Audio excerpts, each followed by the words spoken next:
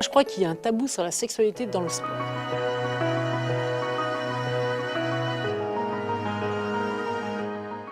Comme le dopage, dans le monde du sport, il y a certaines dérives et les violences sexuelles en deviennent une, enfin les violences même dans leur globalité.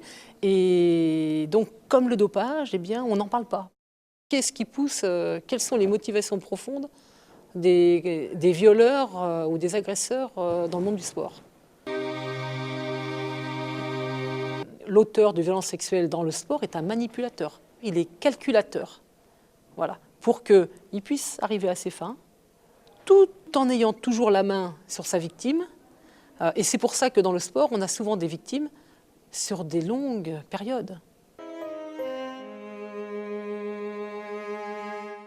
Il y a toujours une emprise de l'entraîneur sur l'entraîné, même si celle-ci, l'entraîneur ne l'aperçoit pas.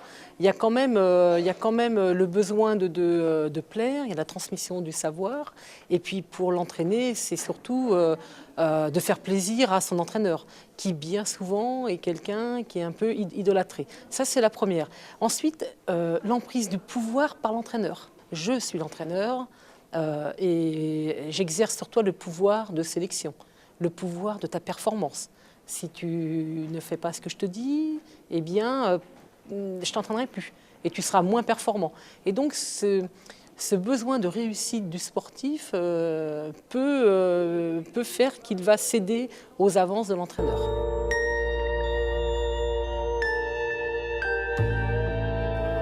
On voit aussi souvent que, enfin, on arrive à voir que certains problèmes de violence ne sont pas toujours générés par les athlètes à un petit niveau.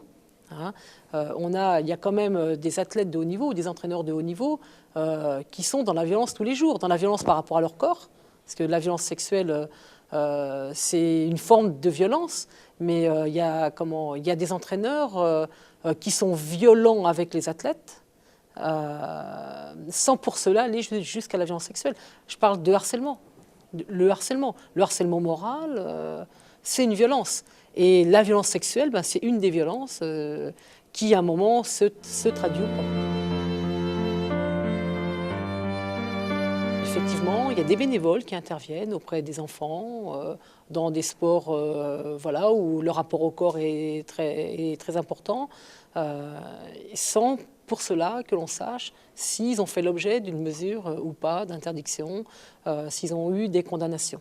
Donc pour nous, c'est le point sur lequel on aimerait se centrer, sur le groupe de travail, parce qu'il faut que l'on arrive à ce que le législateur, parce qu'il n'y aura que lui qui pourra le faire, puisse ouvrir une porte pour qu'il y ait quelqu'un d'assermenté, ça peut être un agent de l'État, puisse aller vérifier le casier, le fameux FIGES.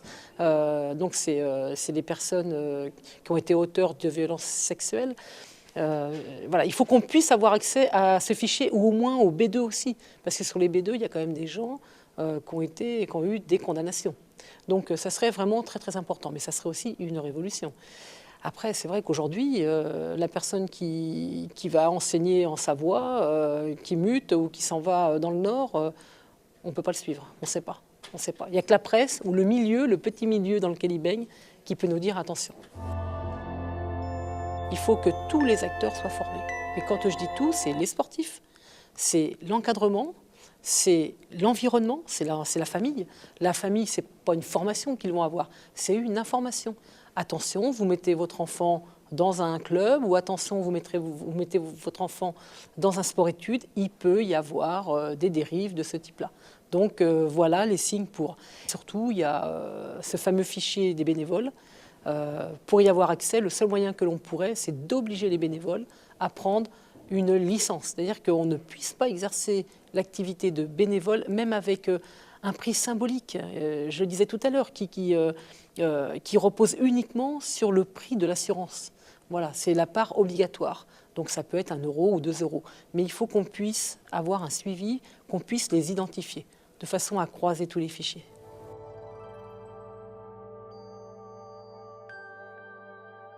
Pour moi, il faut que l'on travaille sur des réseaux. Il faut qu'on arrive à créer des réseaux au sein du mouvement sportif, avec les autres groupes de l'association.